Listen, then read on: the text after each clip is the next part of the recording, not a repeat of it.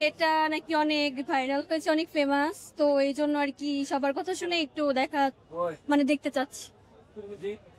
আচ্ছা, ভাইরালের জন্য। হ্যাঁ, আচ্ছা, শাকিব খানকে কেমন লাগে? মোটামুটি ভালো। এর আগে শাকিব খানের অন্যান্য মুভি দেখছেন? হ্যাঁ, কি মুভি দেখছেন? প্রিয়তমা দেখা হয়েছে।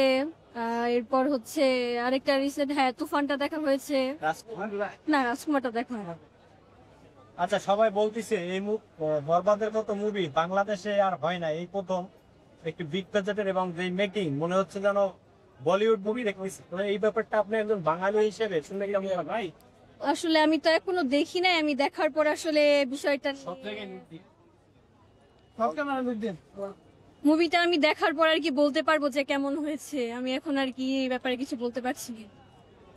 অবশ্য আমি মনে করবো যে অনেক ভালো হবে ইনশাল্লাহ মুভিটা, তো এনজয় করব আজকে। আচ্ছা, এই মুভির টিজার ট্রেলার দেখছেন? গান ট্রেলার, গান মোটামুটি দেখা হয়েছে। চাঁদ মামা গানটা হ্যাঁ, নুসরাত সরি, হ্যাঁ, নুসরাত আর হচ্ছে সাকিব খানের একটা আইটেম সং আর কি, চাঁদ মামার এই গানটা। কেমন, ওই গানটা দেখে কেমন মনে হয়েছে? ভালো। মানে বাংলা সিনেমার গান মনে হয়েছে না বলিউডের গান মনে হয়েছে? বলিউড ভাইব আসছে আর কি। আপনি তো বলিউডের সিনেমা দেখেন, বাংলা সিনেমা সারা কেমন দেখছেন এবং বলিটি কেমন দেখছেন এখন বর্তমান সময় সিনেমা? বর্তমান সময়ের সিনেমাগুলো আর কি, শাকিব খানের মুভিগুলো আসলে অনেক ভালো হাইপ হচ্ছে। তো আর কি আজকে বরবাদ মুভিটা দেখে আমি আর কি বুঝতে পারবো যে নেক্সট মুভিগুলো আরো কি মানে কেমন হবে, বলিউড ভাইব আসবে কিনা।